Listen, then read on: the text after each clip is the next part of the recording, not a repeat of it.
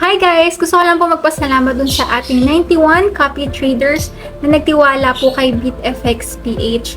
Kasi guys, nung mga nakaraang buwan, upon checking dito sa hopping chart ko, 38 lang noong September. Tapos ngayon, nadagdagan na siya. So, 91 na yung total copy traders natin. Kaya nakakatuwa. Unti-unting napapansin si Botchi.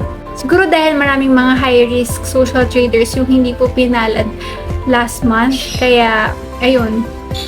I'm glad na natira po si Botchi. Kahit na yung kita po natin ay hindi ganun kalakihan, hindi tayo nakikipagsabayan sa mga mabilis maka-ROI, at least, diba, consistent passive income naman po ito. Okay na rin siya kaysa sa iwan mo lang yung pera mo sa bangko. Diba, at least nag-grow ito. So, ayun lang, gusto ko po talaga magpasalamat and congratulations dahil sabay-sabay po tayong nag-earn dito sa Forex. So, kung gusto niyo po maging social trader, na gamit po itong BitFX PH strategy natin using our EA na si Botchi, just inform me. Pwede po namin kayong installan ito for free. Pero syempre, dapat member po kayo na BitFX PH. Ang kinaganda po kasi if installed yung EA sa'yo, kaysa sa copy trader ka lang, yung profit ay sa'yo. Buong-buo mapupunta sa'yo pag may EA ka. Okay? Yung cost mo lang is yung VPS. Kunwari, kumita ka ng $1,000, tapos yung VPS mo is $7, edi, diba, sulit na yun. Ang cost mo lang is $7.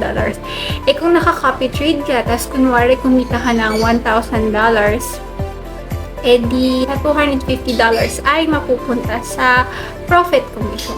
So, ganun kasi talaga yung kalakaran guys sa copy trading. Kahit paano, doon kumikita yung social trader. Hindi rin naman kasi biro maging social trader, di ba? So, yan lang guys. If gusto niyo magkaroon ng franchise ni BitFX PH, magpa-install na rin kayo ng EA para maging social trader na rin kayo na kinakopy. Pero take note guys, bago ko i-end ng video na to, sinasabi ko lang sa inyo na past performance is no guarantee on future results.